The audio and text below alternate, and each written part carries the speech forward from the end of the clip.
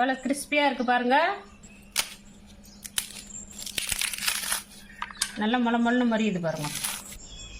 வணக்கம், இது பவானி அம்மா சமையல். இன்றைக்கி என்ன பார்க்க போகிறோன்னா அரிசி அப்பளம் பார்க்க போகிறோம். அது ஏற்கனவே நம்ம அரிசி அப்பளம் சாதாரண இதில் போட்டிருக்கோம். இப்போ தக்காளி ஃப்ளவர் வச்சு பண்ண போகிறோம். அதுக்கு நான் இதில் ஒரு கப்பில் ரேஷன் பச்சரிசி எடுத்து ஊற வச்சு காலையிலேயே அரைச்சி வச்சுருக்கிறேன். நான் ஈவினிங் டைமில் தான் பண்ண போகிறேன். காலையில் பண்ணுறதுனா இது நீங்கள் நைட்டே அரைச்சி வச்சுருங்க. ஒரு 8 மணி நேரம் இருக்கணும் இது. இதுக்கு தேவையான பொருள் வந்து தக்காளி ஒன்று மீடியம் சைஸில் ஒரு 3 கட் பண்ணி வச்சுருக்கிறேன். காஞ்ச மிளகா வந்து சுடுதண்ணில் போட்டு ஊற வச்சுக்கிறேன். இது ரெண்டுத்தையும் மிக்சியில் அரைச்சி எடுத்துன்னு வந்துடலாம். இது மாதிரி நல்லா ஃபைன் பேஸ்ட்டாக அரைச்சின்னு வந்துடணும். இப்போ வந்து இதை ஒரு வடிகட்டியில் வடிகட்டிக்கணும்.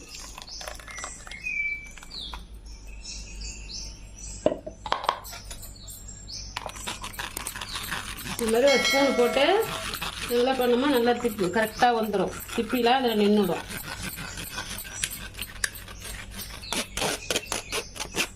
தக்காளியில் தண்ணி ஊற்றாமல் அரைக்கணும். இதில் இருக்கிற ஜூஸே கரெக்டாக இருக்கும். இப்போ பார்த்தீங்களா, அதோட விதை எல்லாம் தங்கிச்சு. இது நம்மளுக்கு தக்காளியோட ஜூஸ் மட்டும் தனியாக வந்துச்சு. இந்த தக்காளி பேஸ்ட்டை இந்த மாவில் கொட்டி கலரிக்கலாம்.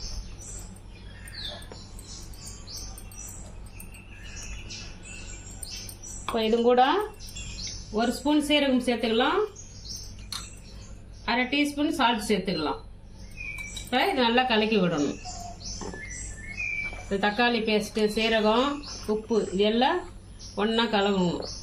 தண்ணி பத்தலைன்னா சேர்த்துக்கலாம். முதல்ல இதை கலக்கி பார்ப்போம் எந்த பதத்தில் இருக்குதுன்னு பார்த்து தேவைன்னா தண்ணி சேர்த்துக்கலாம். இதான் கரெக்டான பதம்.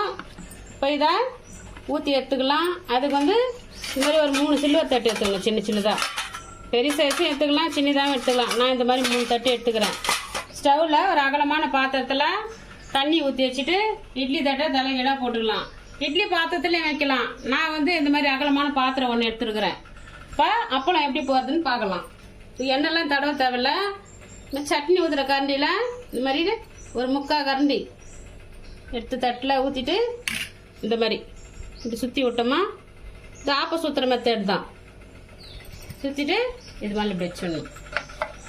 இது ஃபஸ்ட்டு மட்டும் ஒரு நிமிஷம் ஆகும். அடுத்தது ஒரு 20 செகண்ட் 30 செகண்டில் வந்துடும். ஃபஸ்ட்டுக்கு மட்டும்தான் லேட் ஆகும். அது வேகத்துக்குள்ளே அடுத்த தட்டு நம்ம ஊற்றி வச்சுக்கலாம். ரெடியாக ஊற்றி வச்சுருந்தா தான் டக்குன்னு நம்ம போட்டு எடுக்கிறதுக்கு கரெக்டாக இருக்கும். சீக்கிரம் போட்டு எடுத்துடலாம். நம்ம ரெடியாக வச்சுக்கணும். இது நம்ம எண்ணெய்லாம் தடவலை, அப்படியே சும்மா தான் ஊற்றி வைக்கிறோம். போன வீடியோவில் எண்ணெய் தடவி போகிறது எப்படின்னு பார்த்தோம். இப்போ இது வெறுமனே எண்ணெய் இல்லாமல் வெறுமனே செய்யுது அப்பளம் எப்படின்றது தான் பார்க்குறோம். நம்ம 1 நிமிஷம் ஆயிடுச்சுமா, பார்க்கலாம். பாருங்கள், நல்லா வெந்திருக்குது.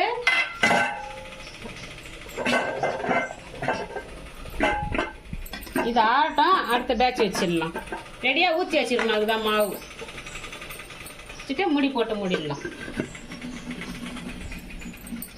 இது கொஞ்ச நேரம் ஆறட்டும். ஆறிடுச்சு.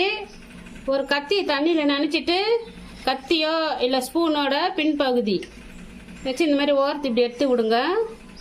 எடுத்து விட்டுட்டு முதல்ல கொஞ்சம் இப்படி பிடிச்சிக்குங்க. எடுத்து பிடிச்சிட்டு இப்படி எடுத்திங்கன்னா அழுக்காக வந்துடும் அழகாக. இல்லைங்களா, வந்துச்சுங்களா?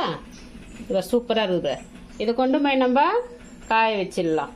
வீட்டில் ரூமில் இந்த மாதிரி வந்து ஒரு பாய் போட்டு அது மேலே வெள்ளை துணி போட்டுடணும். அப்படின்னா மைக்கா ஷீட் போட்டுடலாம். போட்டுட்டு நம்ம எடுத்துன்னு வந்துக்குது இதை ஒன்று போட்டுடலாம். இது பேன் காற்றுலேயே ஆறிடும். இப்போ அடுத்தது போய் பார்த்துட்டு வரலாம். வந்துடுச்சுமா. இன்னொரு மெத்தட் வந்து ஆறத்துக்கு லேட் ஆகுது, நம்ம வெயிட் பண்ண முடியலன்னா ஒரு அகலமான பாத்திரத்தில் தண்ணி எடுத்துங்க. எடுத்துட்டு இப்படி ஒரு முங்கி எடுத்துட்டோமா தப்புன்னு எடுத்துடலாம். நம்மளுக்கு வேலையும் சீக்கிரமாக முடிஞ்சிடும். இப்போ இந்த கத்தியில் இப்படி பண்ணோமா உடனே எடுத்துடலாம். 6 கூட வெயிட் பண்ண தேவையில்லை.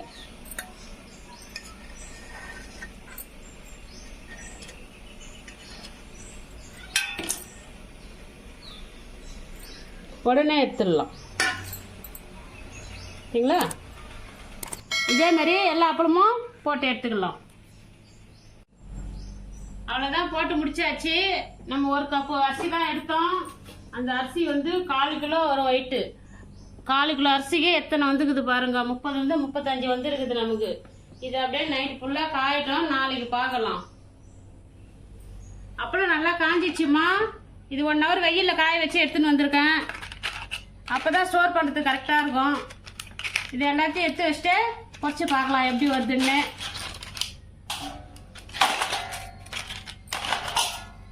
எண்ணெய் காஞ்சிடுச்சு, அப்பளம் போட்டு எடுக்கலாம். போடுறேன் பாருங்க, எப்படி நல்லா பொரிஞ்சு வருது பாருங்க, நல்லா பெரிய சைஸா. 2 கரண்டியாக வச்சுக்கோங்க.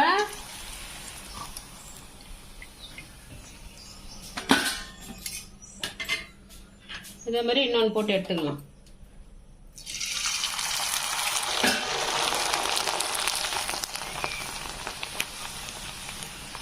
நல்லா பெரிய சைஸாக வருது பாரு அப்பளம்.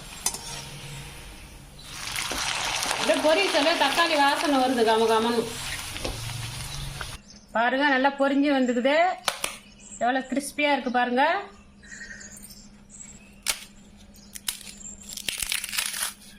நல்லா மொளமொன்னு மறியுது பாருங்க.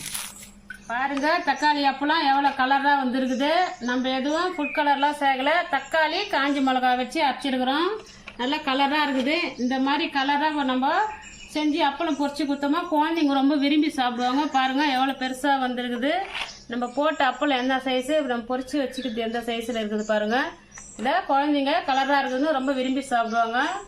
தக்காளி ஃப்ளேவர் நல்லா கமகமன்னு வாசமாக இருக்குது. நம்ம சேனலில் புதுசாக பார்க்குறவங்களா இருந்தால் சப்ஸ்கிரைப் பண்ணிங்க. அப்போ தான் நாங்கள் போடுற வீடியோ உங்களுக்கு உடனுக்குடனே வரும்.